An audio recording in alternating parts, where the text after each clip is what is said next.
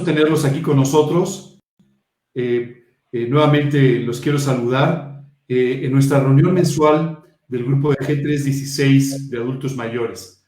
Muchas gracias por estar con nosotros. El día de hoy tenemos un auditorio un poco más amplio porque algunas personas de otras células, de otros grupos también fueron invitadas. Entonces, hoy tenemos a muchos de ustedes acompañándonos y eso nos da mucho gusto.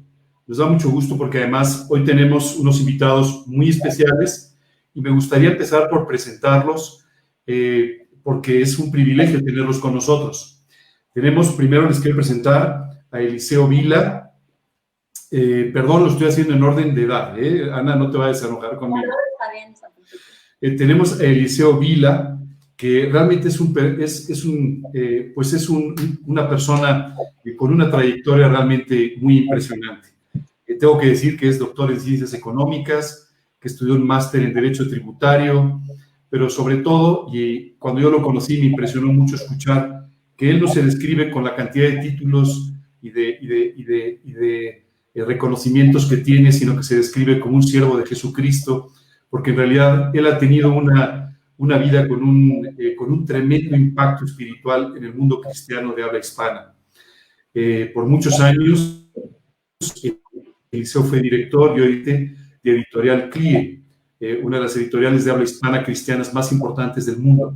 Y algo que para mí es como muy importante comentar es que Eliseo vivió una etapa muy especial en la que su país, nuestro país, España, pasó de una situación de restricción desde el punto de vista religioso a una libertad total de culto, como hoy en día se tiene, y Eliseo participó en la comisión negociadora de los acuerdos de cooperación entre el Estado español y las confesiones protestante, judía y musulmana, ¿verdad? Por otro lado, Eliseo, y hoy vamos a hablar un poco más de eso, ha traducido toda una serie de textos cristianos muy importantes, clásicos, y el día de hoy, estuvo en México hace unos meses, sigue en México, no ha podido salir todavía, pero ha estado en México presentando una obra extraordinaria que se llama El Tesoro de David, del que vamos a hablar un poco más adelante. Nos acompaña también Ana, su hija, y me da mucho gusto presentarla. Ana estudió Filología Clásica y Humanidades en la Universidad de Salamanca y también Literatura Comparada en la Universidad de Granada, en España. Ella trabaja en la parte editorial de Editorial CLIE, pero además tiene un espíritu emprendedor genial y ha formado su propio sello editorial que se llama Teucos. Así es que es un súper privilegio tenerlos hoy con nosotros, me da muchísimo gusto y me gustaría pedirte, Eliseo, una vez más, si puedes orar por un instante con nosotros para que Dios pueda guiar esta reunión y podamos orar todos juntos. Dios y Padre, invocamos tu nombre y tu presencia, que sabemos que, Señor, como decía Salomón, los ciegos de los ciegos no te pueden contener y tú estás en todas partes. Y nos gozamos, Señor, de poder aprovechar estos medios tecnológicos que tú nos das, pues toda ciencia es tuya, todo viene de ti, para poder comunicarnos y compartir tu palabra, compartir el amor cristiano los unos entre vosotros y todo lo que tú nos das. Gracias, Señor, por este privilegio. Te rogamos que estés con nosotros, que tú nos guíes y que tú bendigas este cambio de opinión que tengamos que poner y esta exposición para tu honra y gloria. Te lo pedimos en el nombre de tu Hijo Jesucristo. Amén. Muchas gracias. Eliseo, lógicamente tengo que empezar este tiempo que nos vas a dedicar preguntándote por la historia familiar, porque tú tienes una historia familiar que es verdaderamente digna de contarse. Tu padre, Samuel Vila, fue, entiendo, el fundador de CLIE. ¿Nos podrías hablar un poquito sobre la vida de tu padre y sobre los inicios de la editorial CLIE? Bueno, pues voy a empezar por mediados del siglo XIX. Mi familia, mis abuelos, venían de una antigua familia de ideas liberales en España, ya no estaban de acuerdo mucho con la Iglesia Católica, aunque en España no había prácticamente obra protestante en aquella época. Y cuando empezó la obra protestante vinieron los primeros misioneros después de la Constitución liberal que se hizo a mediados en el año 1850, creo. Entonces pusieron una escuela evangélica en Rubí y ellos dijeron, hombre, vuestros hijos para ir a las escuelas católicas no queremos, se han puesto en la iglesia protestante, no somos protestantes, pero queremos que nuestros hijos vayan a la iglesia protestante. Y así se educaron mis abuelos y mi padre fue a la misma escuela. Y entonces sucedió que mi padre, ya cuando se fue haciendo mayor, quiso dedicar su obra al ministerio. En España no había seminarios todavía en aquel tiempo, pero la familia tenía medios económicos y tuve el privilegio de ir a estudiar al famoso escuela, el famoso colegio de predicadores de Carlos Spurgeon, que había en Londres, bajo la tutoría de uno de los discípulos de Spurgeon. Mi padre nació en el 1902, perdón, en el 1902 y mi abuelo Spurgeon falleció en el 1992. O sea que se llevaron 10 años de diferencia entre la muerte de Spurgeon y el nacimiento de mi padre. Estudió bajo uno de los discípulos de Spurgeon. Pero claro, se encontró que todos los libros que había, todo lo que había, estaba todo en inglés. Él sabía inglés, que había estudiado autodidacta, pero claro, para libros de teología la cosa era bastante complicada. De modo que cuando regresó a España, después de cursar sus estudios, dijo, yo voy a dedicar parte de mi vida a que los pastores, los líderes cristianos, el pueblo cristiano en general, en español, puedan disponer de libros para el estudio de la palabra de Dios con la misma riqueza y abundancia que los pastores tienen en inglés. Y así fundó la editorial Quille en 1924, con un libro que escribió él mismo que se titulaba A las fuentes del cristianismo. Y la editorial fue creciendo, él fue compaginando su trabajo editorial con su ministerio pastoral, fundó 52 iglesias en España en tiempos de persecución, luego podemos hablar de esto más ampliamente, y la editorial Quille se hizo grande y llegó a tener hasta 2.500 títulos y una de las imprentas más importantes en España, de que no solamente trabajaba para Quille, sino para muchas otras editoriales conocidas, incluso seculares, como Planeta, como Océano, editoriales muy conocidas aquí en México. Y esta es más o menos la historia de mi padre y de cómo comenzó la editorial Quille.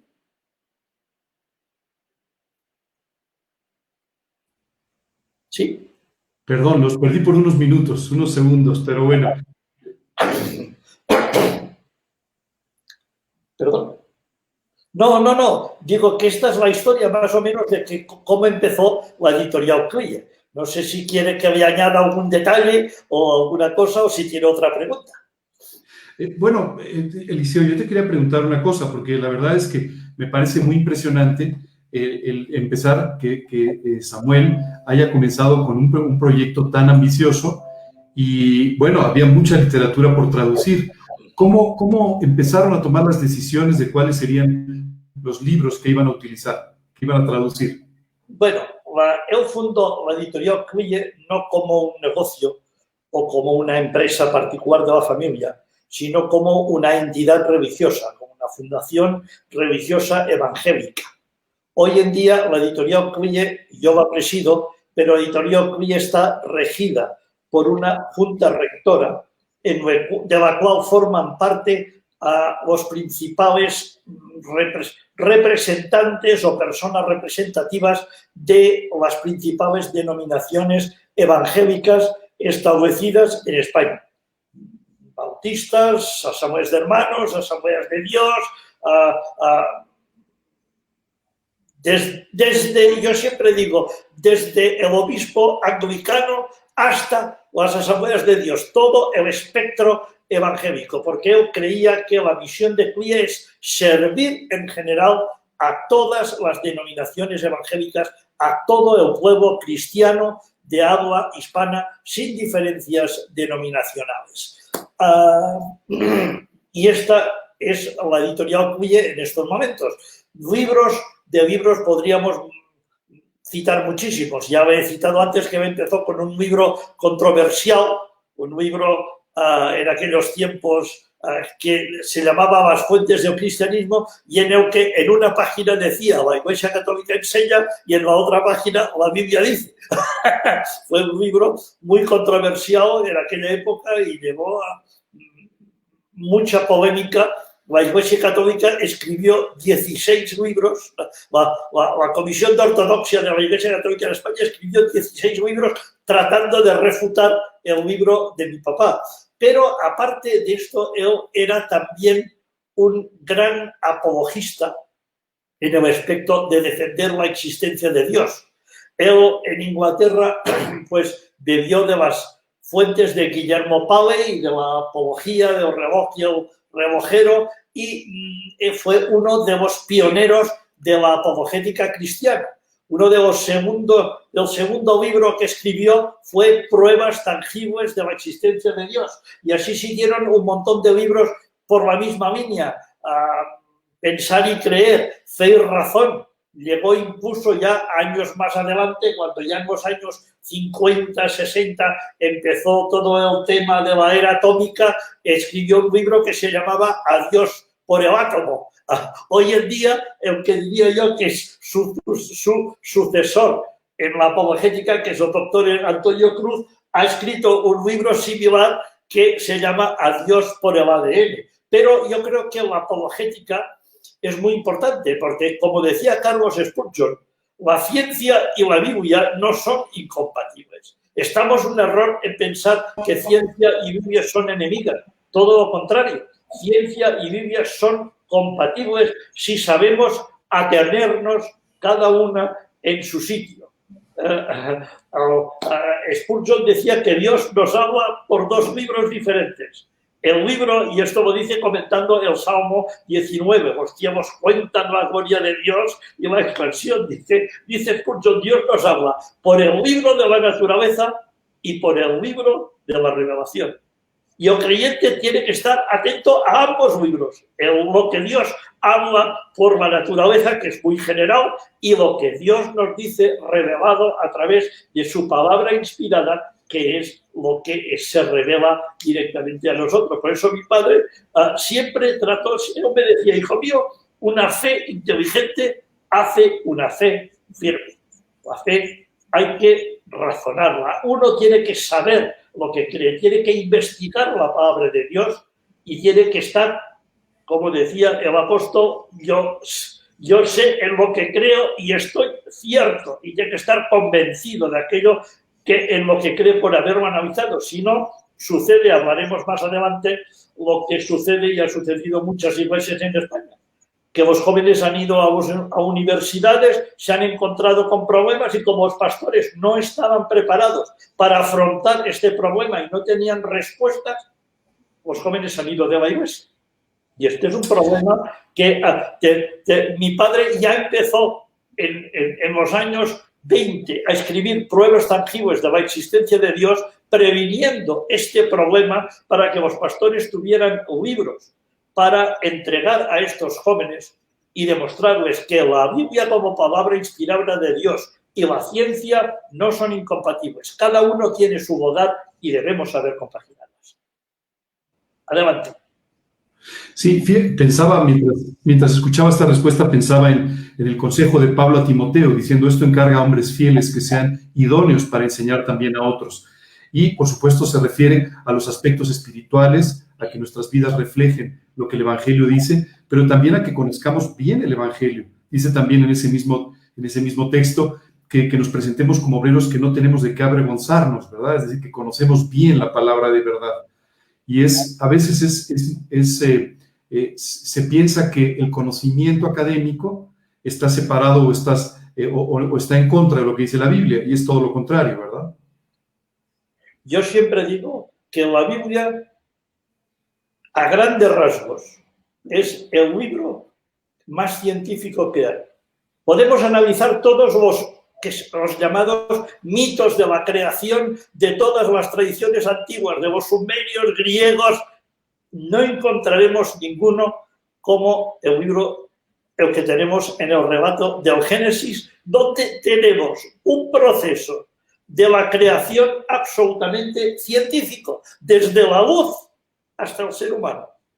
Es una escala perfecta. Esto no lo encontramos en ningún otro mito de la creación de los que por ahí dicen que si la Biblia copió, si no copió, no vamos a entrar en este debate, pero es un relato. Pero el objeto de la Biblia, Dios no nos dio la Biblia para ser un libro de ciencia. Dios nos dice, la ciencia la tienen que buscar ustedes en la naturaleza. Este es el libro de la revelación y por lo tanto es un libro de fe. Fíjense que yo siempre digo, la Biblia no empieza con una demostración de la existencia de Dios. La Biblia no empieza con una forma matemática, es decir, en principio era la energía y la energía se transformó en materia. No, no, no. La Biblia empieza, en el principio creó Dios. O sea, en la revelación escrita es, en el principio Dios. Y el que no quiera creer en Dios, pues que no siga leyendo. Porque la Biblia es otra cosa distinta que la ciencia. La ciencia se puede argumentar y discutir. La Biblia es, en el principio creó Dios los cielos y la tierra. Y este es el principio de la revelación, no de la ciencia. Son dos cosas diferentes. Pueden trabajar de mano a mano, la una con la otra, y ayudarse simultáneamente la una a la otra si sabemos compaginarla. No tienen los jóvenes por qué abandonar la iglesia porque el profesor les dice que el relato del Génesis que tenemos en la Biblia es un mito. No, no, profesor, son dos cosas diferentes. La Biblia es la Biblia y la ciencia es la ciencia. Fíjate, Eliseo, que yo últimamente he estado disfrutando de un libro de Editorial CLIE que es la Biblia comentada por Matthew Henry, es decir, en la que insertaron todos los comentarios de este muy conocido teólogo Matthew Henry, y de verdad que ha sido una joya. Me gustaría que me comentaras un poquito cómo se les ocurrió esta idea. Bueno, se refiere al comentario de Matthew Henry o a la Biblia. A la Biblia. Bueno, teníamos el comentario de Matthew Henry. Yo creo que Ana les puede hablar de esto. Yo así descanso un poco la garganta. La Biblia de Matthew Henry Ana se la va a explicar. Bueno, hace muchos años se tradujo al español el libro de comentario a toda la Biblia de Matthew Henry. Como saben, Matthew Henry falleció antes de terminar su propio comentario. Él falleció cuando estaba redactando el libro de los Hechos, cuando estaba comentando el libro de los Hechos. Entonces, todos los comentarios que hay, ninguno es puro de Matthew Henry. Todos están, si son a toda la Biblia, no es puro de Matthew Henry porque Matthew Henry falleció antes de terminarlo. Entonces, lo que se hizo cuando falleció, en inglés se tradujo y se terminó por otros comentaristas de la misma línea de pensamiento de Matthew Henry. Sin embargo, lo que hizo CLIE, cuando se tradujo al español, contrataron a Francisco Lacueva, un profesor de griego y biblista de los mejores que ha dado España. Y Francisco Lacueva lo que hizo fue no solamente traducir el comentario, sino terminarlo desde los Hechos hasta el Apocalipsis. Entonces, ese comentario tuvo muchísimo éxito, lo conoce muchísima gente, es un comentario que tanto en inglés como en español es muy apreciado, muy leído y muy recomendado. Y la Biblia de Matthew Henry surgió en inicio como una Biblia comentada con ese comentario, porque ese comentario, la particularidad básica es que empieza por Génesis 1:1 y va versículo a versículo comentando la Biblia. Entonces, para hacer un comentario, para hacer una Biblia comentada, pues era práctico, porque va directamente, cada versículo tiene su comentario.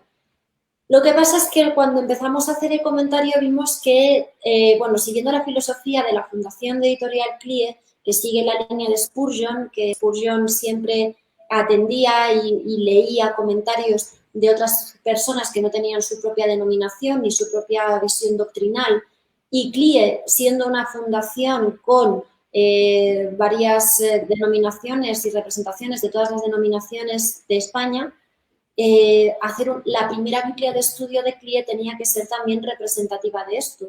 Entonces, además de los comentarios del comentario de Matthew Henry, que incluyen Matthew Henry y Francisco Lacueva, se decidió añadir hasta 300 autores. Hay 300 autores que comentan la Biblia. Se llama Matthew Henry porque al final entre un 45 y un 48% de las notas son del comentario de Matthew Henry. Pero el resto, que es más del 50%, se dividen entre pues, Samuel Pérez Millos, Alfonso Ropero, gente como Adam Clark, el propio Spurgeon, 300 autores, Lutero, Calvino, Kelly, Delitzsch. Entonces, claro, toda esta variedad de autores lo que nos brinda son dos cosas. Primero, varios puntos de vista doctrinales que, aunque tienen y comparten los mismos fundamentos teológicos, cada uno tiene su interpretación y eso es sano y sigue la visión de CLIE de servir a todas las denominaciones, pero también es que cada uno es especialista en una materia. Entonces, cuando se necesita un comentario lingüístico, acudimos a Kelly Delitzsch, a Robertson, a Francisco Lacueva para traducir el hebreo, para traducir el griego, para traducir el griego koiné. Que Matthew Henry es devocional, básicamente. Claro, entonces Matthew Henry, como escribió un comentario devocional, para hacer una Biblia de estudio no podemos tener solamente comentarios devocionales. Claro. Tenemos que tener también, pues claro, si uno quiere hacer un estudio, tiene que tener un diccionario abierto, un comentario exegético, devocionales, tiene que tener lingüística, cómo se tradujo esto, por qué en mi versión pone esto, qué pone transversiones de la Biblia, por qué se ha traducido distinto en una versión y en otra. Eso es hacer un estudio, entender el contexto, entender la historia, entender la arqueología, entender qué se quería decir, cómo se ha interpretado la hermenéutica a través de los tiempos. Todo eso hace que uno se prepare un estudio correcto de la Biblia.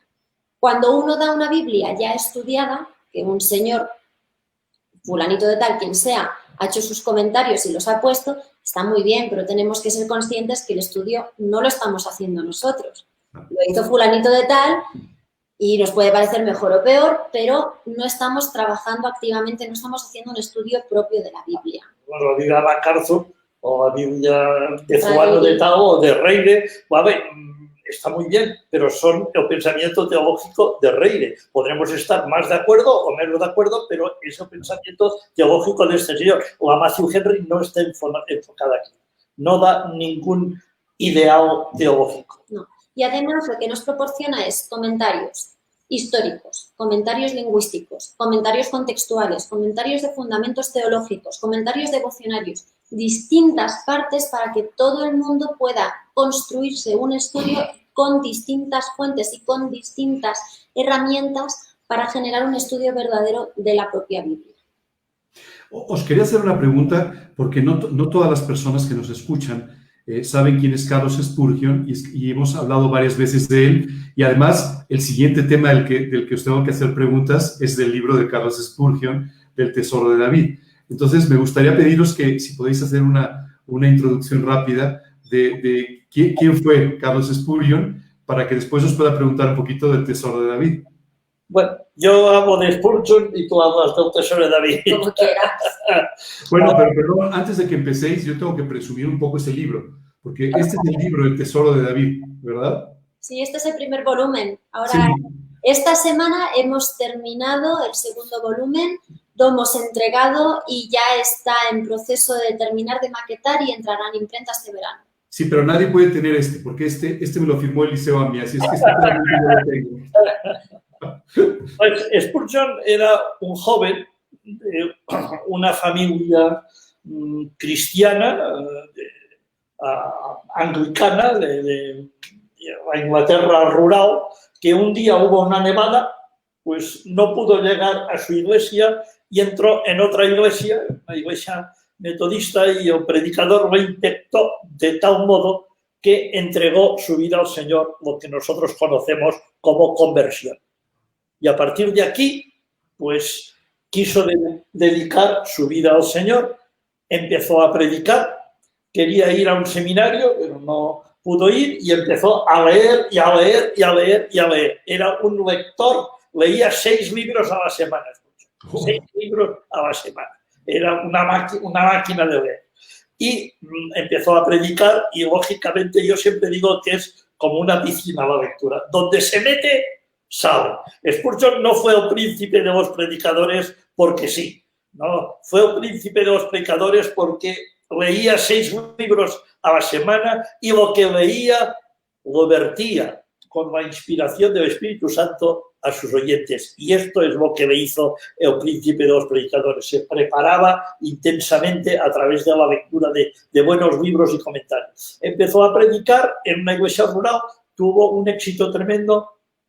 Él dejó la iglesia anglicana, se fue a la denominación bautista, porque creía que estaba más acorde con la nueva forma de pensar que él había encontrado, era más bíblica, y tuvo tanto éxito que me llamaron a Londres de una iglesia.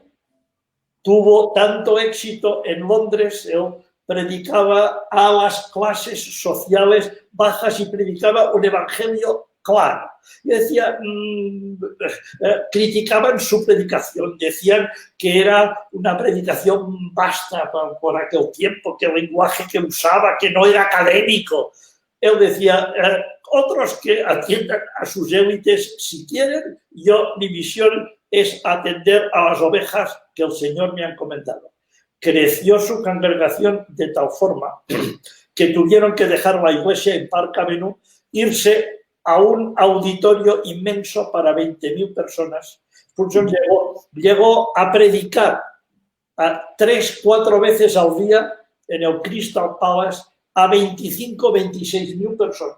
Y lo curioso es que predicaba sin altavoces, a viva voz, tenía una voz extraordinaria. Se ha escrito y especulado sobre la voz que tenía Spurgeon. Y empezó a predicar, creció, luego edificó su propia iglesia, el Metropolitan Tabernacle, y se convirtió en una institución como hoy día conocemos, en el príncipe de los predicadores, en el gran expositor de la palabra de forma comprensible, no académica, comprensible para que la gente lo entienda. Esa era su misión, que la gente entienda la palabra de Dios en su propio lenguaje. Entonces, una de las cosas que hizo fue el Tesoro de David, del que ahora hablarán. Y uno se dice, ¿por qué escribió el Tesoro de David? Porque Spurgeon... Te quería comentar que perdón. ¿Perdón? Adelante. No, es que hay un poquito de retraso, perdona. La verdad es que me gustaría comentar, me parece impresionante que este hombre tuviera esta capacidad. Dicen, no sé si estoy correcto, que escribió alrededor de 3.500 predicaciones, ¿cierto? 500 sermones. Sí, y además publicó varios libros, entre ellos El Tesoro de David. 66, y a eso quería ir precisamente.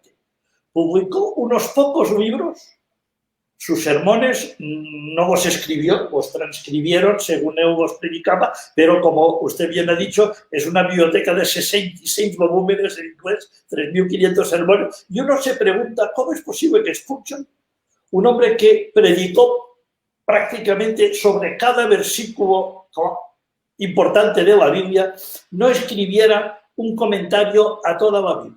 Estilo Matthew Henry. Estilo Matthew Henry. ¿Por qué escribió solamente un comentario a los Salmos? Es que el Tesoro de David es un comentario al libro de los Salmos. Exacto.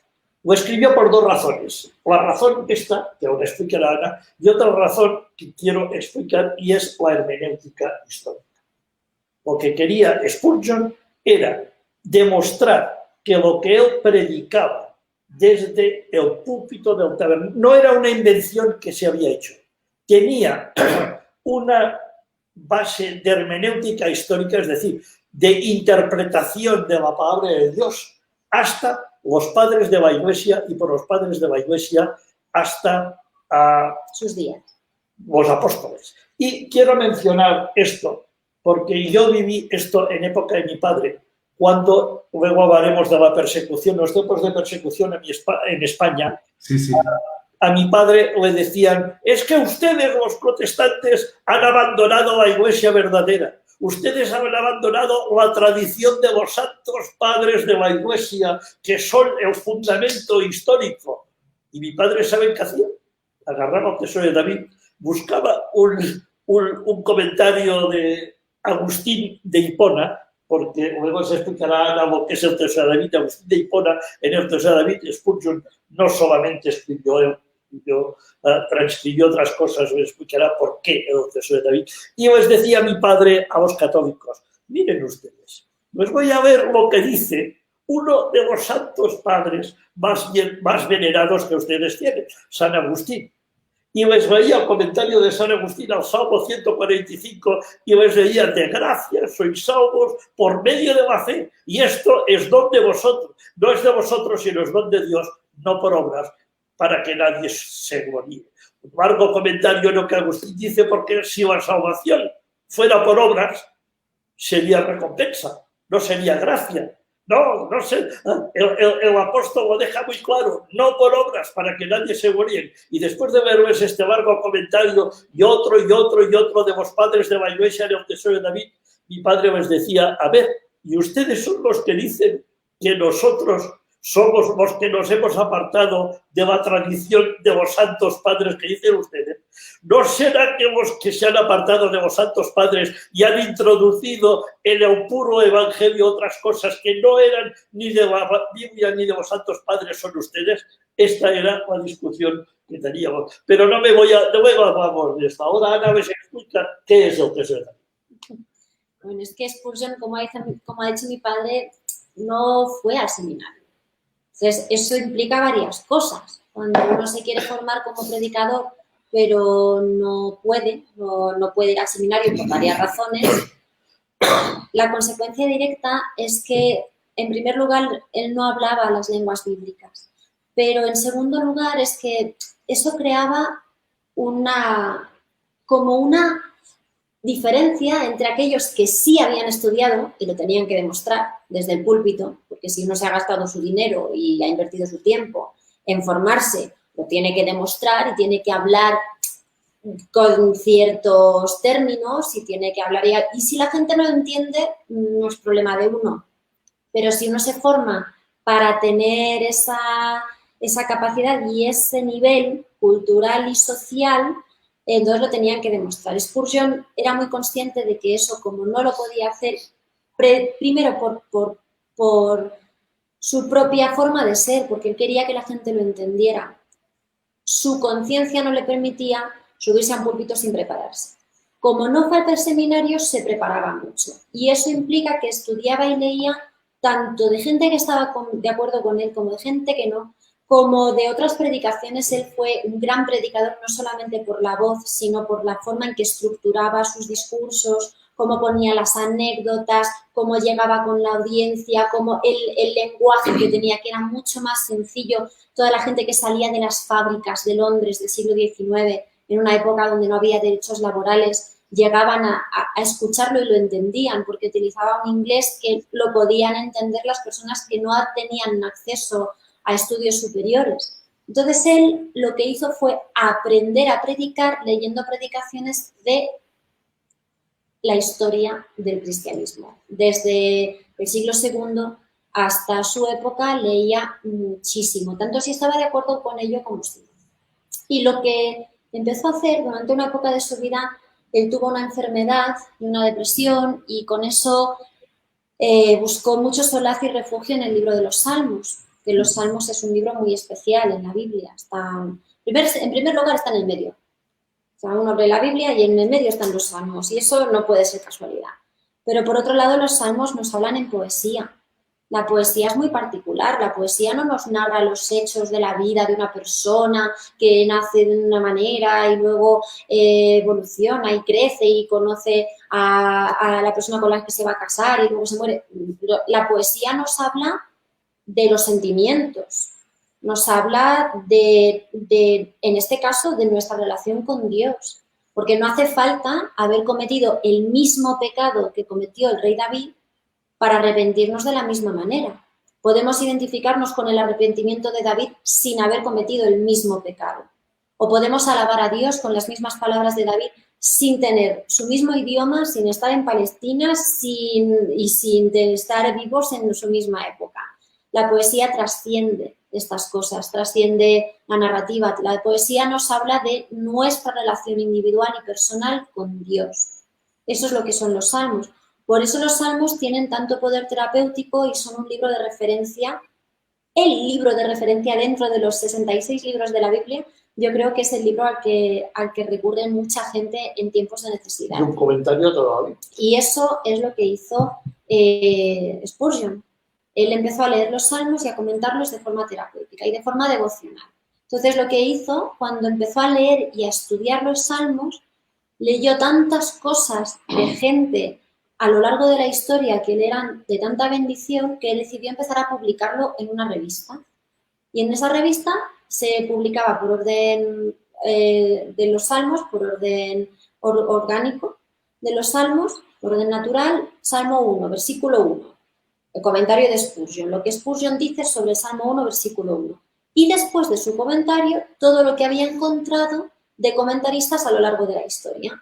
De los reformadores, de gente de la Edad Media, Joaquín Savonarola, de Jerónimo Savonarola, que lo quemaron en la hoguera por ser reformador antes de los reformadores, desde los padres de la Iglesia. Entonces, lo que hizo eso es que la gente le gustó mucho porque eran comentarios devocionales con una tradición histórica, de la hermenéutica histórica, de lo que se había interpretado a lo largo de los siglos, pero también porque cada uno de estos predicadores relacionaba ese salmo con un texto distinto de la Biblia. Entonces, lo que realmente hizo fue un comentario a toda la Biblia a través de los salmos, a través de un libro muy especial que se puede relacionar con prácticamente el resto, por no decir la totalidad, de los otros libros de la Biblia.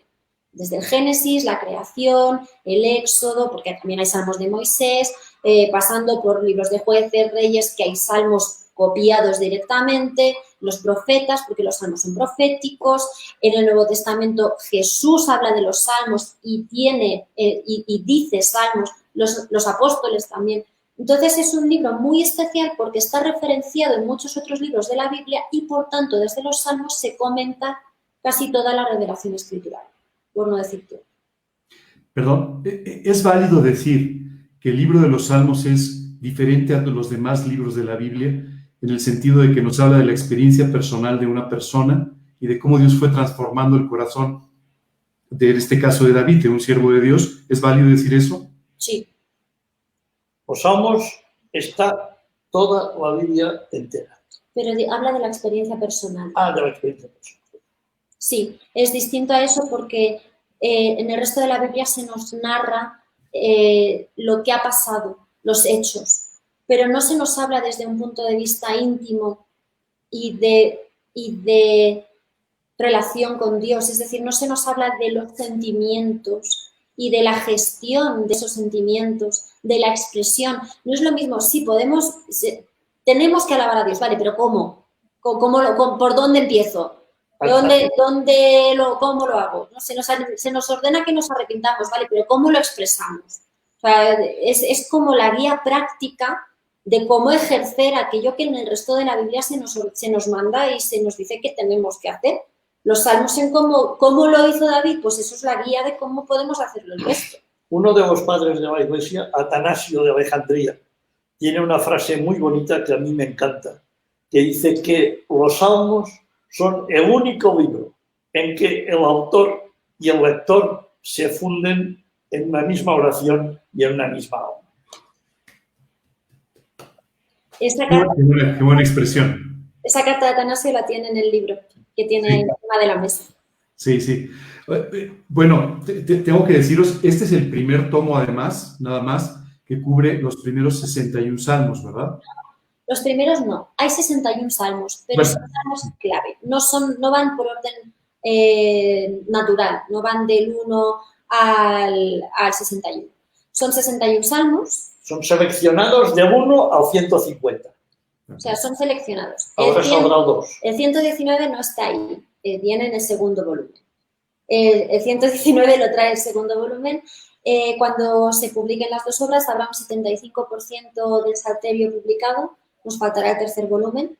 Y la manera en que se hizo la selección es muy sencilla y muy rápida de explicar. Dentro de la Junta de la Junta de CLIE hay todas las denominaciones representadas, o las más grandes. Se hizo una encuesta. Exceptuando el 119, ¿cuáles son los salmos que más se usan en sus iglesias para predicar? Salieron 60, Añadimos el 117 porque nos cabía y era chiquitito y lo metimos y entonces salieron 61 salmos que son los que conforman el primer volumen para que fuera lo más práctico posible y lo más útil a los predicadores que quisieran adquirir el tesoro, que tuviesen 61 salmos seleccionados con aquellos que más se usan, no ni los mejores, ni los peores, ni los más bonitos, ni los más, no, clave, los que más se usan, según una encuesta. Ahora ya está listo el segundo volumen, ¿verdad? Segundo volumen lo hemos entregado. Sí, el segundo volumen ya, entonces sí que ya van correlativos. Completa todos los salmos hasta el Salmo 70, ya quedará completo con el segundo volumen y luego el Salmo 119. Y el tercer volumen tendrá los que faltan del 70 al 150 para completar entre los tres todo el Salterio completo y con ello un comentario a toda la Biblia. No se olviden de esto, que no es un comentario a los salmos, es un comentario a toda la Biblia. Yo siempre digo que empiecen a leer no por la introducción, empiecen a leer por la parte de atrás. Si usted lo abre por la parte de atrás, verá que hay un sitio, las últimas páginas, que dice mapas del tesoro. La introducción de estos mapas del tesoro, leerse esta introducción que dice mapas. Para encontrar un tesoro hace falta un mapa, ¿no? Pues para leer el tesoro de David hay que leerse primero los mapas del tesoro, que es lo que explica cómo es un comentario de toda la Biblia a la luz de los salmos. En la parte de atrás, en los índices, verán, hay 9.000 citas bíblicas, 9.000 enlaces entre cada versículo de la Biblia, desde Génesis 1.1 a Apocalipsis 22-21, enlazando cada versículo importante de la Biblia con un salmo y con un comentario. Entiendo que Spurgeon tardó 14 años en escribir este libro. 20 años. 20 años. Eliseo, ¿y cuánto tiempo dedicaste a la producción? Te está preguntando. Sí. ¿Cuánto tiempo tardaste tú en hacer la traducción? Bueno, Ana también participó, pero ¿cuánto tiempo tardasteis vosotros en hacer este trabajo? El primer volumen fueron 8 años. Wow. El segundo volumen ya me ha costado la mitad, han sido 4. Ya tenía todos los parámetros puestos y han sido 4. Y espero que el tercero me cueste menos, porque el segundo volumen ya está en imprenta y está previsto de que esté disponible a partir del mes de agosto o septiembre. Es que hay que añadir que no solamente hemos traducido todo lo que editó y todo lo que escribió Spurgeon, sino que hemos actualizado, porque Spurgeon falleció en el siglo XIX y, claro, en el siglo XX pasaron algunas cosas importantes para la hermenéutica bíblica. Para empezar, los descubrimientos del Qumran y de Egipto, de una serie de manuscritos que eran más antiguos que cualquier otro manuscrito bíblico que teníamos disponibles hasta el momento. Y en algunos cambiaba el significado y cambiaba el sentido de varias cosas. Por eso se hicieron nuevas versiones bíblicas. Y había que, en un comentario de estas características, que va haciendo un repaso de la interpretación bíblica y de la hermenéutica bíblica desde de la homilética, desde el siglo II hasta el siglo XIX, si editamos una cosa en el siglo XXI, no podemos dejar el siglo XX a cero, porque tenemos que continuar con esto, tenemos que recoger el testigo que dejó Spurgeon y continuar con esto. Entonces, en primer lugar, en este comentario, en esta edición en español, que es todo producción nuestra, que esto ya no es traducción, sino que es todo investigación y producción de CLIE, básicamente de mi padre, lo que hemos hecho es añadir 4 comentaristas del siglo XX, de distintas doctrinas, desde distintos puntos de vista doctrinal, que escriben directamente en español. También hemos añadido patrística, porque Spurgeon, como no estudió en el seminario y no hablaba latín, para poder traducir comentarios de Agustín de Hipona, por ejemplo, necesitaba la ayuda de un equipo, y ese equipo no siempre estaba disponible. Entonces, no siempre podía añadir el comentario completo y no en todos los salmos hay patrística, porque no lo podía hacer él directamente. Entonces, nosotros, con las herramientas que hay a día de hoy, sí podíamos hacerlo y hemos añadido mucha patrística, todo a pie de página. Lo que está por encima de pie de página es lo que Spurgeon editó, punto. Excepto la versión en poesía. Hemos añadido una versión en poesía directamente en todos los salmos para que la gente que se dedica a la alabanza pueda pueda utilizarla, ¿no? Y para los predicadores. Mira, para los predicadores. Le voy a poner un ejemplo muy concreto y muy práctico. Usted es predicador. Sí. Usted quiere preparar un sermón sobre el capítulo 17 de los Hechos. Las palabras de Pablo, porque en él vivimos y nos movemos y somos. Y quieres comentarios, ideas para preparar este sermón y quiere saber, por ejemplo, cuando Pablo dice, como vuestros poetas han dicho, quién eran estos poetas que Pablo citaba para poderlos citar. A usted no se le pasará por la cabeza buscar un comentario a los Salmos. Lógicamente, ir a buscar un comentario al Nuevo Testamento o un comentario a los Hechos de los Apóstoles, que será lo lógico que haría todo predicador, pues, ¿no? En el Tesoro de David encontrará más información sobre el capítulo 17 de los Hechos que en ningún comentario que pueda encontrar a los Hechos de los Apóstoles. Encontrará desde Juan Crisóstomo hasta Spurgeon 14 comentarios a este versículo donde Pablo dice, porque en él vivimos y nos movemos y somos. Y una nota que me explicará que estos poetas que Pablo cita eran Arato o Epímenes de Nosos y qué obras son las que cita y en qué páginas la cita. Esto es el Tesoro de David. No es un comentario a los Salmos, es un comentario a la Biblia. Oye, os tengo que detener un segundo porque hay una pregunta y un comentario que me están pasando, por eso estaba leyéndolo. La pregunta es, ¿dónde se consiguen estos libros? En cualquier librería cristiana deberían de estar. Y si no, pues por internet también. Amazon los tiene en la página web de Editorial CLIE, que los pueden enviar. Están disponibles desde varias fuentes. También están en formato electrónico y esto es importante porque yo sé, para mí no sustituye, el libro físico no lo sustituye nada, pero en formato electrónico presenta algunas ventajas. La primera vez que me hicieron la pregunta si estaba en electrónico me lo hizo una persona invidente, y porque tenía una máquina que traducía los EPUBs, traducía los EPUBs, los formatos electrónicos, en voz y en braille, y lo podía leer gracias a que estaba en formato electrónico. Entonces, tratamos de hacerlo disponible a la mayor parte de la población y tratamos de tener la mayoría de vías abiertas para que sea accesible y que la gente pueda acceder a ello.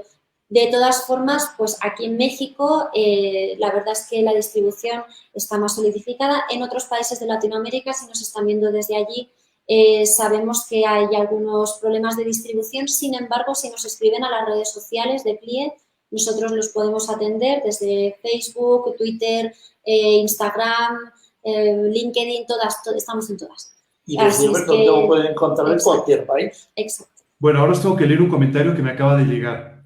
Dice, qué maravilla, qué hija y qué padre. Bendiciones para ellos, que el señor Vila es genial. Sí lo es. Bueno, hay un salmo que dice que heredad de Dios son los hijos y bendición. Y para mí Ana es una bendición, de verdad. Ha sido mi brazo derecho en el Tesoro de David.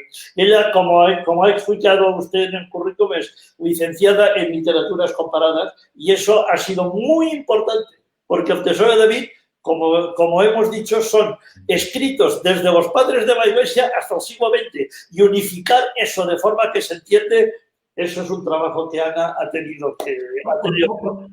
¿Les puedo hacer una pregunta muy, muy personal? Sí, adelante. Además del Tesoro de David, ¿cuál es el libro favorito de cada uno de Editorial CLIE? De Editorial CLIE, es una pregunta difícil. Sí. ¿Cuál es tu libro favorito de CLIE? Filosofía y Cristianismo de Alfonso Romero. Hay muchos. Es que depende también para qué. Es decir, los libros de CLIE también tienen una visión muy académica. O sea, muchos de los libros de CLIE son académicos. Entonces, suelen estar especializados. ¿Pero qué me puedes decir de un libro, no para un predicador, no para un pastor, sino para un cristiano que quiere ser alentado y que dice, me gustaría disfrutar de un libro que me lleve más profundo en mi relación con el Señor? Además de la Biblia, por supuesto.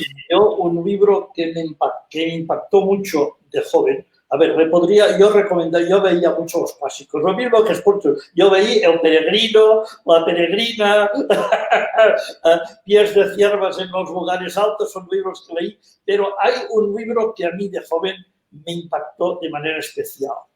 Es En sus pasos que haría Jesús. No sé si a usted le suena el nombre. Es la historia de una iglesia que decidieron reunirse y decir: no vamos a hacer nada ni a tomar ninguna decisión en la vida práctica que Jesús no tomaría en nuestro lugar. Es una novela, pero para mí fue impresionante. ¿Qué haría Jesús en mi lugar? El libro se titula en sus pasos que haría Jesús. Y fue uno de los libros que más me impactó en mi juventud. Hay un libro, y lo tiene Cuyé en catalán. Hay un libro muy reciente que voy a recomendar que apunta a otros problemas sobre cómo el cristianismo a día de hoy está perdiendo muchísimas personas que han nacido en las iglesias, que van a las iglesias. Lo que hablábamos antes de los jóvenes que se van de las iglesias. Pero que llegan a la universidad y una vez en la universidad, pues la realidad es muy distinta y la iglesia tiene una dicotomía entre lo que es cristiandad y lo que es cristianismo. La cristiandad es una sociedad, la cristiandad es un rol social, es un modelo social que ha caducado porque ya estamos en otro momento y en otro tiempo y en otro modelo. Y el tema de la posmodernidad a mucha gente dentro de las iglesias pues no lo digiere, no lo lleva bien porque choca directamente con el modelo de la cristiandad. Sin embargo, la cristiandad no iguala a cristianismo. El cristianismo va por encima, el cristianismo es la religión, el cristianismo es la interpretación de los textos y la aplicación de los textos a nuestra vida diaria, es la fe en Dios y es la fe en Jesucristo. No es la cristiandad, no es un modelo de normas. No es un ritual, es la práctica del evangelio. No es un modelo de normas a seguir, sino cómo eso afecta de forma mucho más profunda. Y recientemente CLI ha publicado un libro de un joven argentino que se llama Lucas Magnin, que se llama Cristianismo y posmodernidad, la rebelión de los santos, que ataca de frente todo este problema. Y habla desde una voz joven, porque él es joven, y muy formado, es una persona, no sé si tiene 2 o 3 carreras universitarias, pero Lucas lo que hace es explicar desde una perspectiva joven qué es el cristianismo, cómo la cristiandad ha quedado obsoleta, pero cómo el cristianismo sale victorioso de esta. Y cómo los jóvenes que van a las universidades, cuál es esa extinción que se produce entre la vida en las iglesias y la vida posmoderna en las universidades y cómo la realidad es una sola y la fe no nos falla a pesar de que la cristiandad haya quedado obsoleta. Francisco Lacueva tenía una frase que a mí me encantaba. ¿Qué es ser cristiano? ¿Qué es el cristianismo? El cristianismo no es un ritual. Él era ex sacerdote católico. Y el cristianismo es un idilio. El cristianismo está locamente enamorado de Cristo, el cual me amó, murió y se entregó. Oye, pues aprovechando estos comentarios, yo quería hacer una pregunta y es, ¿cuál es vuestra visión del cristianismo hoy en día en España?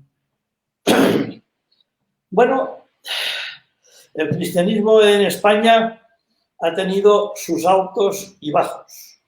El cristianismo en España vivió una época de esplendor durante la persecución, y es triste decirlo. La Iglesia, cuando es perseguida, es cuando crece. En épocas de mi padre, de José Cordena, cuando empezó la libertad, la Iglesia empezó a decrecer.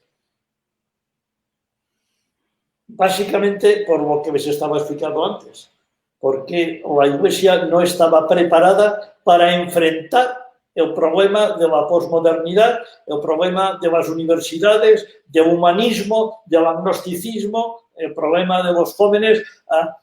Se quiso juntar ciencia y Biblia, como antes estaba hablando, y olvidarse de que ni la Biblia es un libro de ciencia, ni podemos buscar a Dios en la ciencia. Son 2 cosas diferentes que hay que mantener unidas pero separadas. No se supo hacer eso y se perdieron muchísimos jóvenes en las iglesias y en los años 90 hasta el año 2000-2005 la iglesia en España sufrió un bajón tremendo.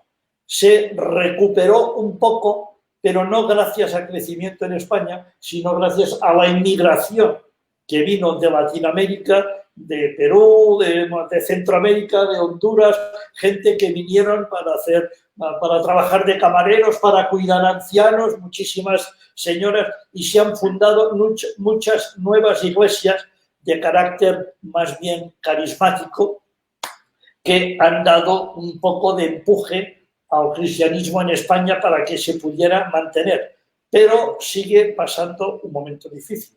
Yo me podría decir que una iglesia, y no solamente el protestantismo o cristianismo evangélico, el catolicismo está sufriendo exactamente en España la misma crisis. Es una crisis de fe generalizada. Digo, aquellas catedrales y iglesias católicas que estaban enormes, vas a un pueblo de España, lo primero que ves es el campanario de la catedral que sube 25 metros por encima de todo el pueblo. Están vacías.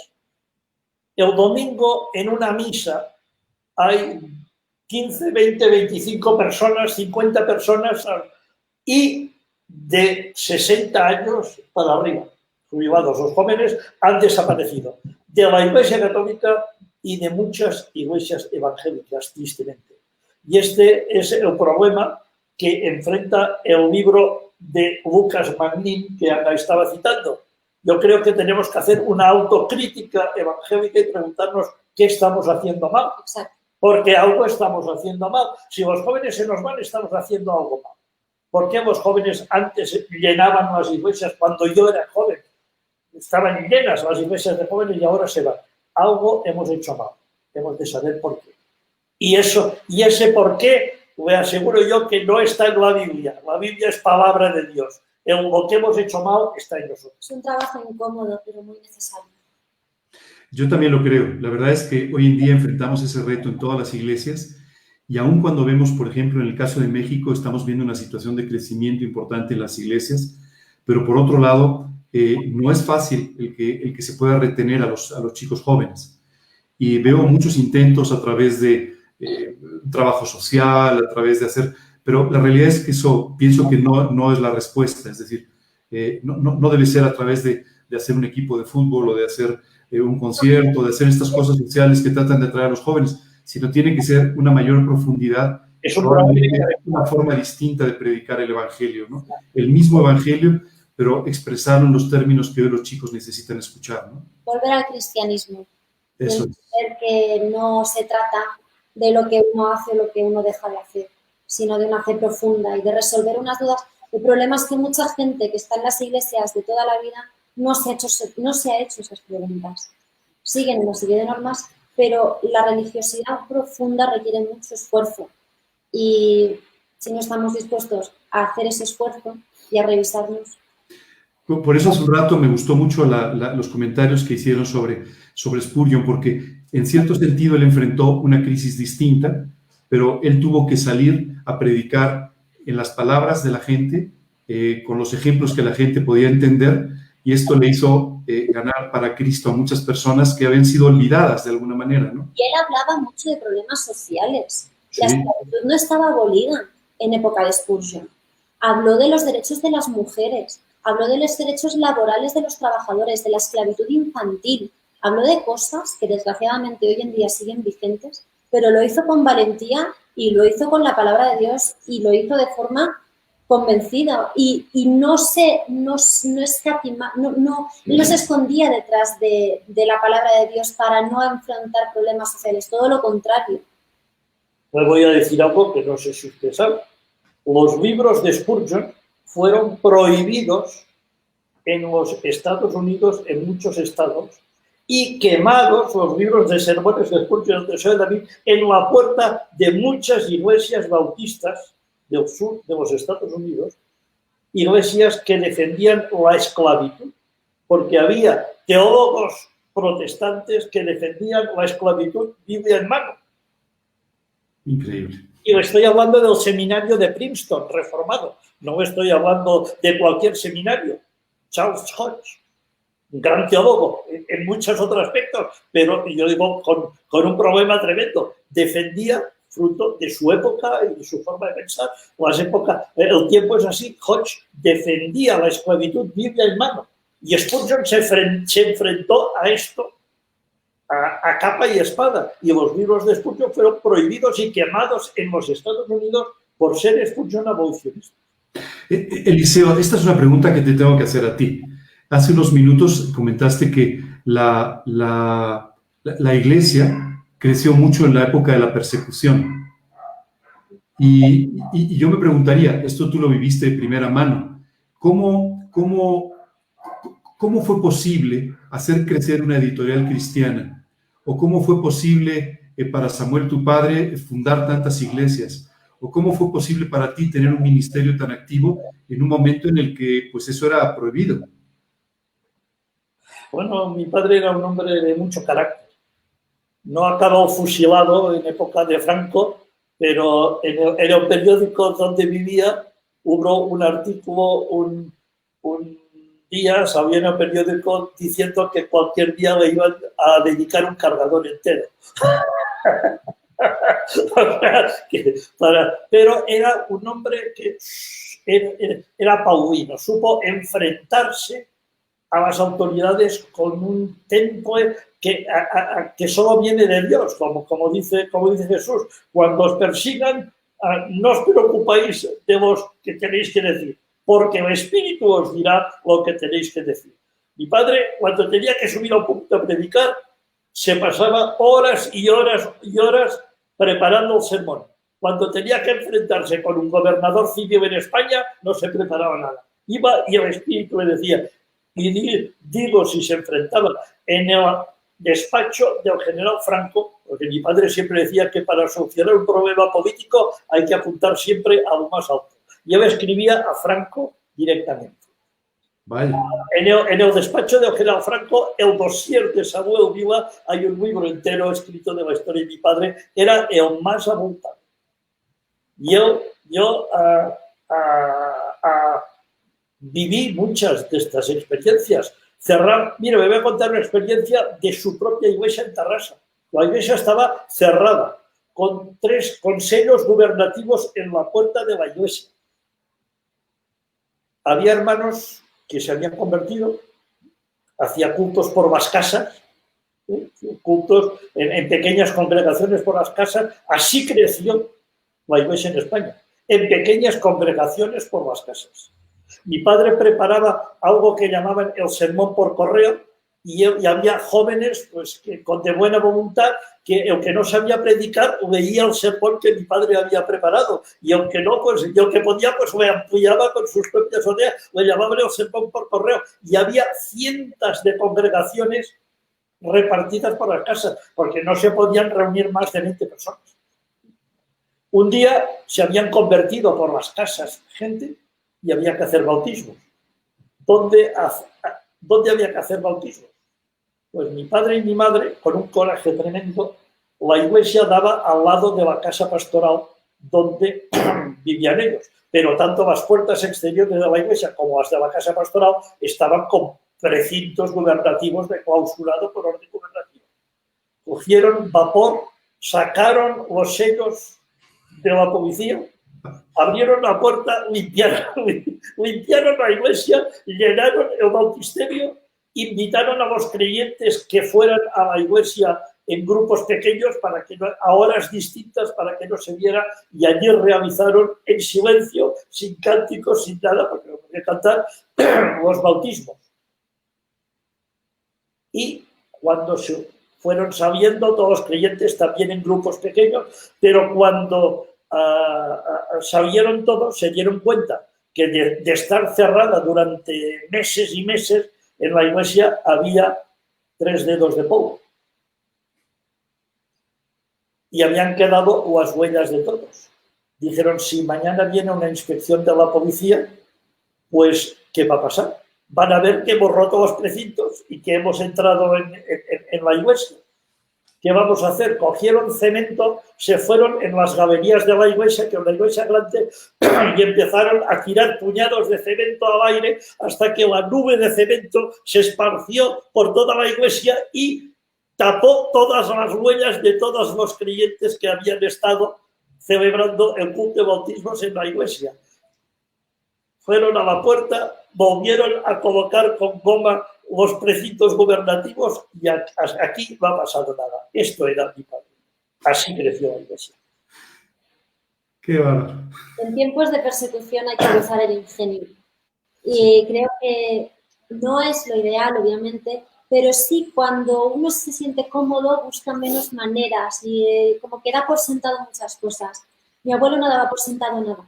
Él trabajaba incansablemente. Mire, la policía venía a casa cada 2 por 3 para incautarse de libros.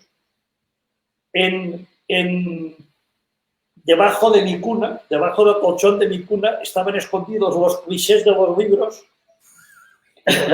Sí, porque mi padre pensaba debajo de la cuna de si el niño está durmiendo, no van a despertar a un niño para hacer un registro. Entonces, debajo del colchón de la cuna estaban los clichés de los libros. Así empezó el CLIE. Y mi padre y otro señor, Juan Fuiner, hicieron una edición de himnarios para las iglesias evangélicas en España y la policía fue y se incautó de todos los himnarios. Fueron él y don Juan Fuiner a rogar y rogar y rogar para que les devolvieran. Mire que ese es un libro litúrgico que lo usamos en las casas particulares, eso no tiene nada. Es que el himnario, este libro que ustedes están publicando está contra el régimen del caudillo Franco. Dice, ¿cómo que está contra el régimen? Agarró el himnario, buscó un himno antiguo, ahora ya no se cantan esos himnos, buscó un himno antiguo y buscó aquel himno que dice más que vencer es nuestra divisa, buscó la tercera estrofa y le enseñó a policía, mire lo que dice aquí, nuestro caudillo se aulló victorioso y cerró el himnario. Dice, ¿cómo me van a decir que es en contra del régimen si nuestro caudillo se aulló victorioso? Claro, no me enseñó la segunda línea de la estrofa que dice en el Calvario su triunfo se ve, que nuestro caudillo estaba con mayúscula y se refería a Cristo, no al caudillo, pero me enseñó a policía, nuestro caudillo salió victorioso, todo lo contrario, como me dice usted que el himnario es contrario al régimen, pues me devolvieron todos los himnarios. Este es el ingenio del que hablaba mi hija y este era el ingenio de mi padre para hacer crecer a la iglesia presbiteriana. Eliseo, mira, en este momento tenemos el grandísimo privilegio de tener 2 generaciones representadas y además muy bien representadas. Y os quiero hacer una pregunta muy personal. La primera, Eliseo, es ¿qué consejo le darías tú, que has tenido una vida con un ministerio extraordinario, una vida que ha tenido un impacto espiritual muy importante? ¿Qué consejo le darías a las siguientes generaciones que estamos o están predicando ahora el Evangelio y queriendo servir al Señor? ¿Qué consejo le darías? Bueno, creo que serían varios.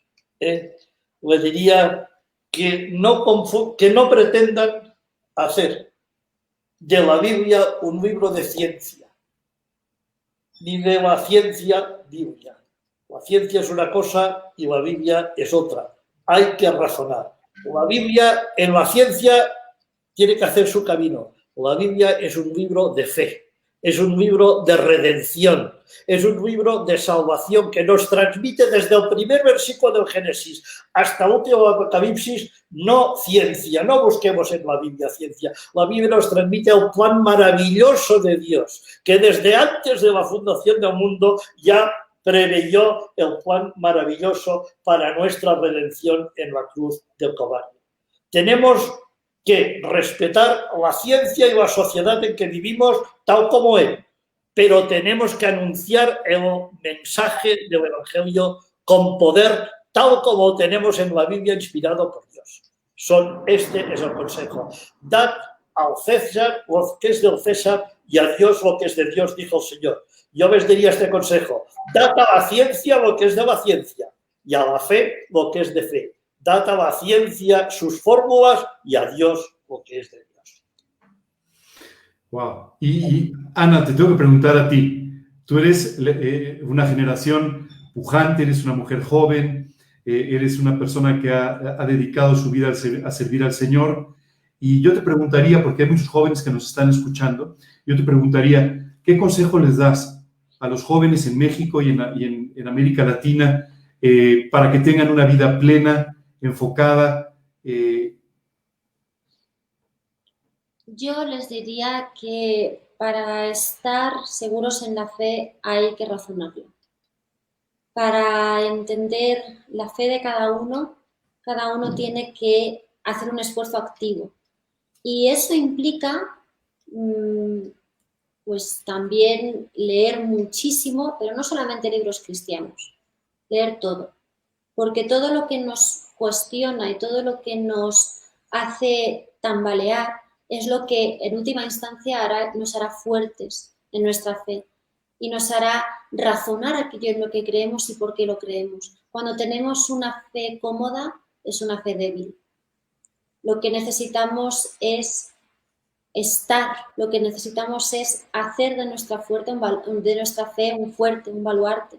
Y eso se consigue si no le tenemos miedo al cuestionamiento, si no le tenemos miedo al mundo, si no le tenemos miedo a otras lecturas y a otros discursos. Cuando escuchamos otros discursos y nos hacen tambalear es que necesitamos revisar aquello que creemos y necesitamos herramientas para defender aquello que creemos. Y eso es lo que hace crecer a la Iglesia y eso es lo que nos hace avanzar y eso es lo que el cristianismo requiere de nosotros. Ser cristiano es un trabajo activo, no puede ser algo cómodo, no puede ser una posición cómoda porque si es cómoda al final o desaparece o acaba siendo irracional y no podemos ser racionales porque tenemos que dar el mensaje de Cristo. El mensaje de Cristo no lo puede dar una persona que no sabe por qué lo cree ni de qué manera llegaba a creer eso.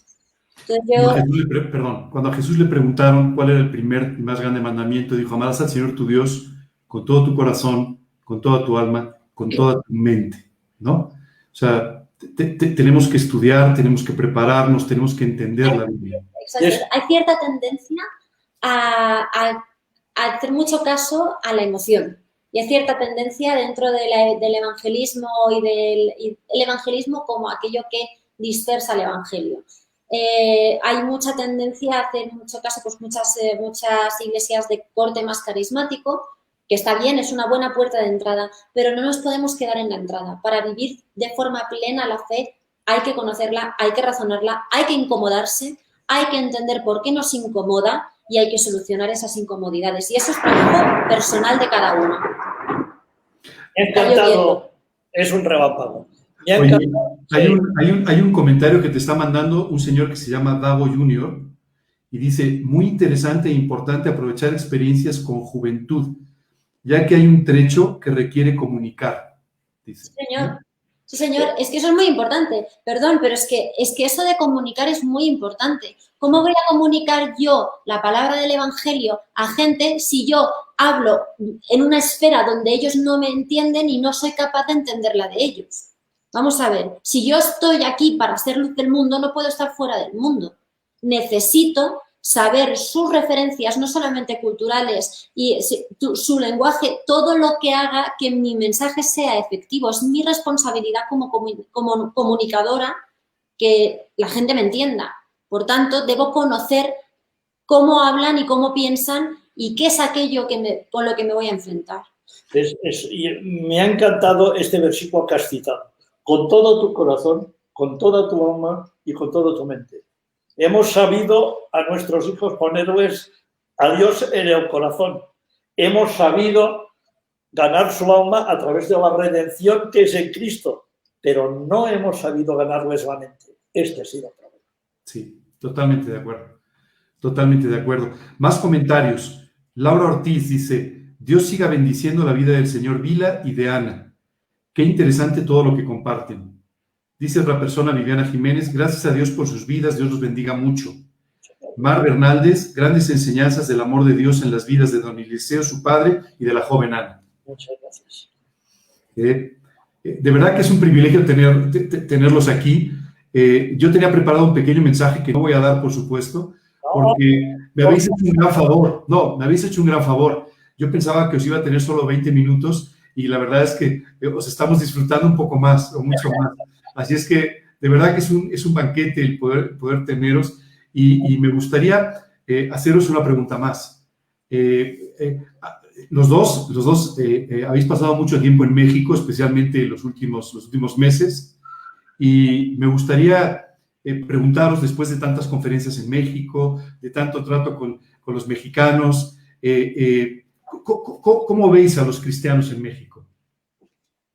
¿Cómo vemos a los cristianos en México? Bueno, yo creo que hay, volvería al versículo que has citado, hay corazón, sí. Hay alma. Ahora tienen que progresar un punto más y tienen que escudriñar la palabra de Dios para ganar también la mente. Totalmente de acuerdo, de verdad totalmente de acuerdo. No sé si queréis hacer algún otro comentario. La verdad es que yo quisiera teneros toda la tarde, esa es la verdad. Pero llevamos 1 hora y cuarto y me habías dicho 20 minutos. Me he pasado un poquito. Creo que nos hemos pasado nosotros. Ha sido no, es un banquete teneros, de verdad que sí. No sé si queréis hacer algún otro comentario. Ana, a mí me gustaría que hablaras un poquito, así brevemente, del proyecto editorial tan interesante que estás empezando tú a nivel personal. Bueno, es una editorial muy pequeñita. Es una editorial que se llama Teucos, porque cuando estaba buscando nombre para la editorial, una de los nombres que salía era, bueno, pues que hable de libros, que genere como esa reminiscencia, pero también hable, que haga referencia al cristianismo. Y se me ocurrió Teucos porque, pues bueno, si Pentateuco son los 5 primeros libros de la Biblia, y Penta es 5, y Biblios es libro, por eso Biblia es conjunto de libros, que es Teuco, de que el Pentateuco, Teucos, que es, si no es libro, el libro es Biblios. Entonces, en griego antiguo, Teucos eran los lugares donde se guardaban los rollos de la ley, esas tinajas de cerámica que guardaban los rollos físicos de pergamino, bueno, de papiro en principio y luego en pergamino de la ley. Sin embargo, en griego moderno, Teucos es fascículo, que es lo que uno encuentra en los kioscos. Y me gustó mucho porque la palabra a lo largo de los siglos ha significado continente, es decir, ha significado un formato en el que viene el escrito. De la forma, bueno, es un formato que es útil en una época concreta, en un lugar concreto. Y me gustó porque en el siglo XXI es el momento en el que más disponibilidad de formatos tenemos para hacer llegar los escritos y la palabra en general.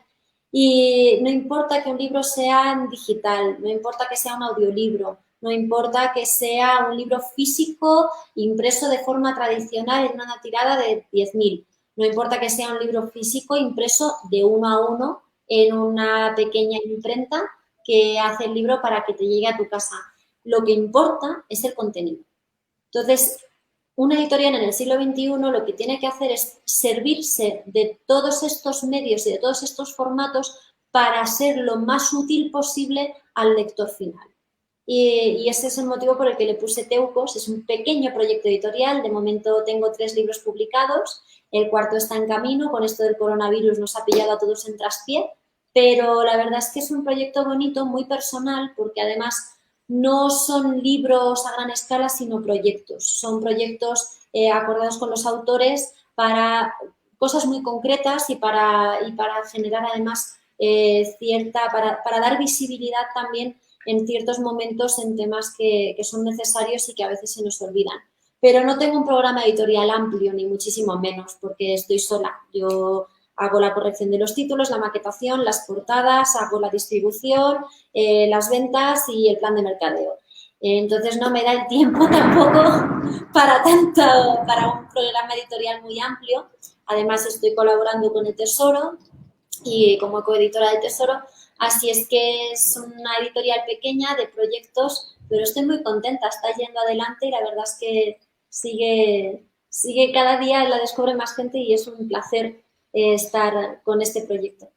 Oye, tengo que dar las gracias a la señora Ana María García Gil, que es de Editorial CLIE. Mi esposa. Mi madre. Ah, bueno. Lo que pasa es que nos está mandando referencias bibliográficas de CLIE. Así es que muy valioso, muy útil. Muchísimas gracias, Ana María. Está en la habitación. Me están llegando más preguntas, perdón, pero me gustaría haceroslas. La primera es, alguien me está preguntando si eres hija única o tienes hermanos o hermanas. No, soy hija única, con todo lo bueno y todo lo malo. Sí. La mejor y la peor. La que hay. Bueno, la segunda, y esto es una pregunta... ¿Lo has visto? Vale por 10. Bueno, pero te iba a decir Vale por 10. Vale por 10. Hay una pregunta que me están haciendo que me parece muy importante porque entiendo que se refiere al campo misionero. Y dice, quiero preguntar al señor Vila, ¿cómo ve Europa en este tiempo con respecto al Evangelio? Yo añadiría un poco, ¿es Europa hoy un campo misionero? Es un campo misionero. Sí, lo he escuchado. Europa es un campo misionero en estos momentos, pero es un campo misionero difícil. No es el campo misionero como creen algunos evangelistas que a veces recibimos de Sudamérica. No es un campo misionero para ir ponerse en una plaza y coger un megáfono y empezar a gritar versículos de la palabra. Así, No y se puede la gente no, esto tiene un rechazo total. Es un campo misionero donde la gente tiene que ir muy preparada. Yo invitaría a misioneros de jóvenes de Latinoamérica, de México, que vengan a España, que vengan a las universidades españolas a estudiar para que hablen con jóvenes españoles, pero sepan que tienen que venir muy preparados, porque se van a encontrar con una piedra. Sí. Tienen que venir muy preparados, tienen que prepararse mucho en buenos libros, leer 6 libros a la semana, como veía Spurgeon, para poder venir y hablar con estos jóvenes y hacerles entender, como decía antes, que ciencia, conocimiento y Biblia no son incompatibles, son compatibles. Este es el campo de misión que tiene Europa en estos momentos. Porque Europa no es que no conoce el Evangelio. Se lo voy a decir muy claramente. Europa está harta de un falso evangelio. De un evangelio que le ha vendido la Iglesia Católica en España, impuesta por el Estado, por el gobierno, en el nacionalcatolicismo, donde la gente tenía que ir a misa obligatoriamente, si no, el lunes no podía ir a trabajar. Un evangelio frío que se ha vendido en algunas iglesias de Europa, excesivamente ritualista, excesivamente literalista. Este es el problema que tiene Europa en estos momentos. El europeo no sabe, no es una persona que ignora que Cristo murió por él. Lo sabe. Esto lo ha aprendido en el colegio, lo ha aprendido desde niño, lo ha aprendido de sus padres, lo ha aprendido. Es la evangelización que necesita Europa, es que este joven entienda que la redención no consiste en el ritualismo que lo enseñaron de niño, que consistía en ir a misa el domingo y comerse a Cristo. Que, como decía antes del doctor Bacueva, que este joven descubra de que el evangelio, de que ser cristiano es un idilio personal, una relación personal con Cristo, un idilio personal con Cristo. Cuando la persona descubre eso, cuando descubre la espiritualidad, entonces es cuando encuentra la fe. Pero esto es una labor muy difícil. Pensaba cómo, hace un rato hablabas de cómo el éxito, digamos, durante la persecución en España fue la formación de pequeños grupos en casa. Y la realidad es que, aunque hoy estamos presenciando, ya sabes, los grandes lugares con grandes predicadores y miles de personas, pero en el fondo pienso que el evangelio se sigue predicando uno por uno, con las personas que te rodean, con tus compañeros, con tus amigos, con tus familiares, y al final es lo que Jesús nos pidió, ir y hacer discípulos a todas las naciones. Les hablas de Cristo, les enseñas cómo deben vivir la vida cristiana, y de esa manera se vuelve una relación muy personal también, como de hermanos, literalmente, ¿no?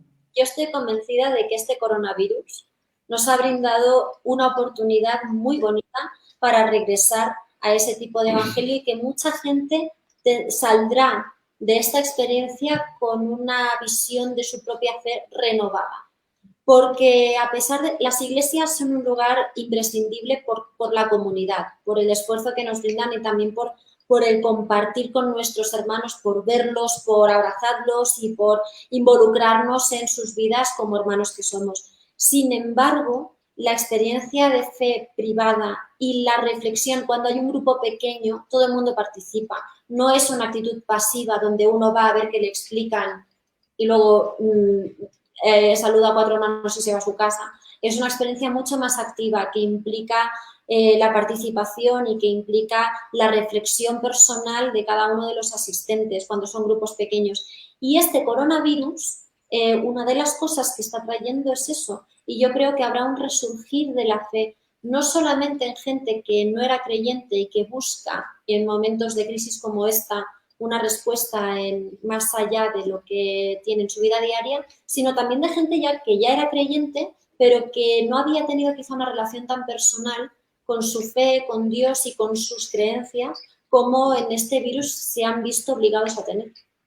Fíjate que algo que a mí me ha llamado mucho la atención es que cuando todo esto comenzó y tuvimos que dejar de reunirnos presencialmente, empezamos a hacerlo así por internet como lo estamos haciendo hoy. Y prácticamente te diría que se ha triplicado el número de personas que lo están escuchando. Hubo una iniciativa de empezar a hacer unas pequeñas cápsulas de 10, 15 minutos todas las noches. Y sabes que estoy muy contento de ver cuántas personas están conociendo al Señor Jesucristo a través de esas cápsulas. Qué bueno. Y cuántas personas están utilizando esto para alentarse todos los días y buscar al Señor después, ¿no? Sí, es un cambio.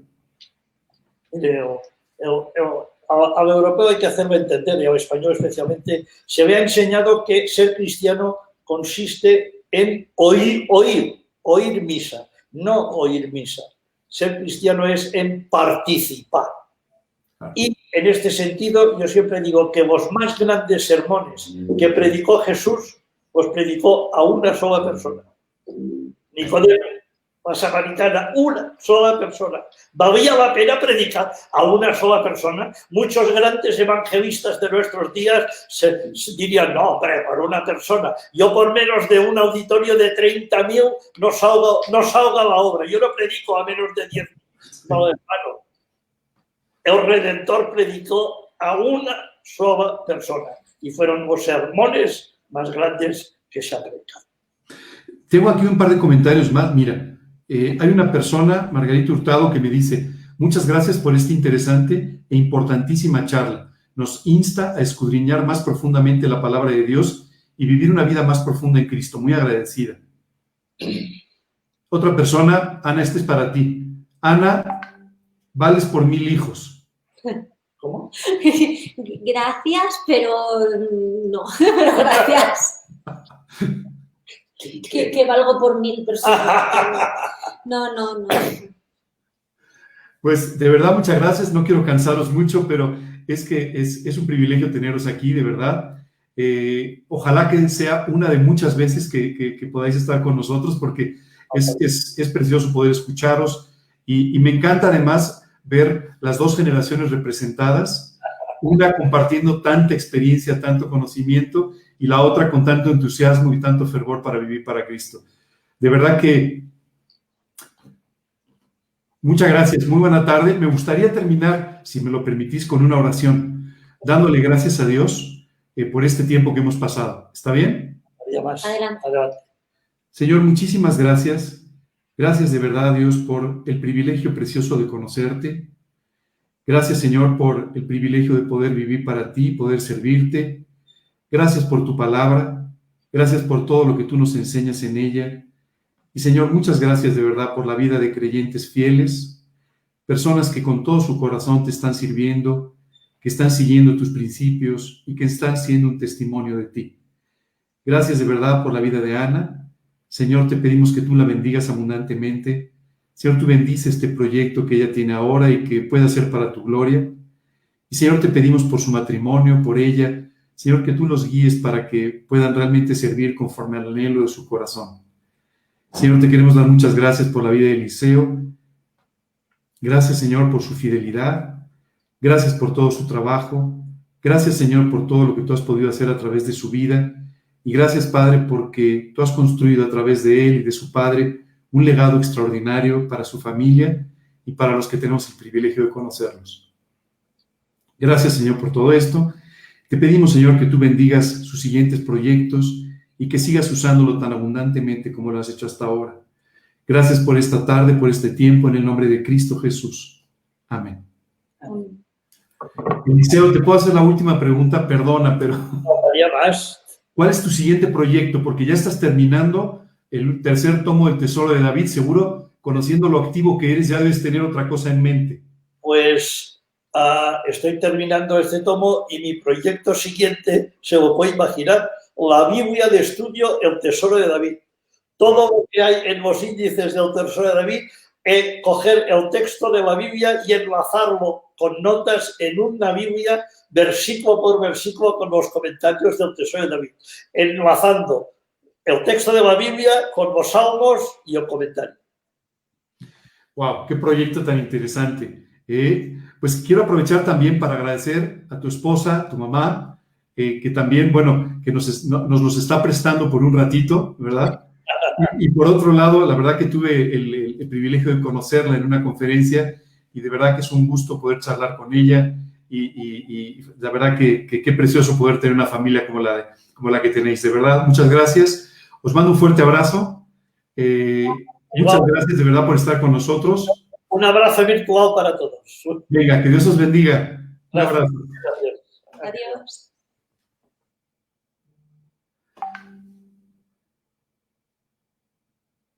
Bueno, pues muchas gracias a todos por estar con nosotros. Espero que hayan disfrutado de una forma muy profunda todo este tiempo que hemos podido pasar con Eliseo y con Ana. La verdad es que son muchas enseñanzas, mucho que aprender de parte de ellos y me impresiona mucho ver cómo Eliseo viene de una familia con abuelos, con un padre, él, todos cristianos, todos sirviendo a Cristo y una hija ahora dedicada exactamente a lo mismo. Solo quería terminar esta transmisión comentándoles que esta es la importancia de un testimonio, el testimonio de vida, que no es el que necesariamente escribes en un papel para poder compartir con alguien y explicarle cómo recibiste a Cristo, sino que es mucho más que eso, es el ejemplo de tu, es la manifestación de tu fe a través de lo que vives todos los días y que las personas pueden ver. Nuestro testimonio está basado en la relación personal con Cristo. Y el día de hoy yo quería hablarte justamente de esta relación personal con Cristo. Si tú nos estás escuchando, pero aún no tienes la seguridad de tu salvación, el día de hoy me gustaría leerte 2 versículos e invitarte a que tomes una decisión que puede cambiar tu vida y tu eternidad. Jesús, hablando con un hombre de cierta edad, le leyó o le dijo un versículo que me gustaría leerte en este momento y que está contenido en el Evangelio de Juan. Le dijo, porque de tal manera amó Dios al mundo, que ha dado a su Hijo unigénito, para que todo aquel que en él cree no se pierda, mas tenga vida eterna. Hoy tú tienes la gran oportunidad de sentirte amado, de apropiar este amor, de aprovechar lo que Jesucristo hizo en la cruz del Calvario por ti, pagando por cada uno de tus pecados y de los míos, para que de esta manera tú puedas volver a nacer espiritualmente, para que tú puedas tener una relación personal con Dios, para que puedas ser salvado, redimido por Dios, para pasar esta vida y una eternidad a su lado. El día de hoy, Dios quiere que sepas que te ama profundamente, que se hizo un hombre en la persona de Jesucristo para morir en la cruz del Calvario y pagar de esta manera nuestros pecados, derramando su sangre por nosotros, para que el día de hoy tú y yo podamos arrepentirnos, pedirle perdón por nuestras faltas, nuestros pecados, y confiando en el pago de Jesucristo en la cruz, podamos invitarlo a nuestro corazón como nuestro Señor y nuestro Salvador personal. Dice un versículo en el libro de Apocalipsis: He aquí, yo estoy a la puerta y llamo. Si alguno oye mi voz y abre la puerta, entraré a él y cenaré con él y él conmigo. Hoy Dios te está invitando a tener una relación personal con él. Sin duda ha estado tocando la puerta de tu corazón desde hace mucho tiempo, pero hoy has escuchado sus palabras y te está invitando a que le abras la puerta de tu vida y le permitas entrar como tu Señor y Salvador personal. Quiero ahora orar contigo, que quieres tener esta relación con Dios, que quieres volver a nacer espiritualmente, que quieres ser salvado por Dios, para que de esta manera hoy puedas alcanzar esta salvación preciosa que Dios obtuvo para ti. Te pediría, por favor, que cierres tus ojos, que inclines tu rostro como una señal de respeto y que me acompañes en esta oración en la que me voy a dirigir a Dios con mis palabras para que tú puedas repetirlas en tu corazón. Por favor, vamos a orar. Señor, hoy quiero darte muchas gracias. Gracias porque me amas. Gracias porque hoy me lo has dicho a través de la vida de estas personas y a través de la Biblia, tu palabra. Hoy quiero pedirte que tú me perdones por cada uno de los pecados que he cometido, los que recuerdo, los que he olvidado. Y Señor, te pido que me perdones por todos mis errores, por todas mis faltas, y que limpies mi vida de toda mi maldad. Señor, perdóname, límpiame, y Padre, te invito a que hoy entres a mi corazón como mi Salvador personal y como el Señor de mi vida. Te quiero pedir que el día de hoy comience una relación personal contigo que pueda durar por esta vida y toda la eternidad. Te lo pido, Señor, confiando únicamente en lo que Jesucristo hizo por mí en la cruz. En su nombre y para su gloria. Amén. Hoy quisiera invitarte, si has orado o seguido esta oración, has invitado a Cristo a tu vida. Quisiera invitarte a que comiences a leer la Biblia. Te invitaría a que la abras en el Nuevo Testamento y comiences a leer los Evangelios, para que de esta manera puedas leer allí todo el tiempo que Jesucristo estuvo entre nosotros y puedas aprender literalmente cómo vivir. Dios te va a hablar a través de su palabra y te invito también a que ores, a que con tus palabras te acerques a Dios para establecer un diálogo con Él. Ora en tus términos, exprésale tus necesidades, tus preocupaciones, tus alegrías, y de esta manera permite que Él pueda responder tus oraciones y transformar tu vida. Les agradezco mucho que hayan estado esta tarde con nosotros en este tiempo tan especial y tan hermoso. Gracias, que Dios los bendiga. Mañana tenemos una predicación a las 11 de la mañana y el lunes a las 9 de la noche, nuestra cápsula Mensajes desde el aislamiento. Dios los bendiga. Gracias por estar con nosotros.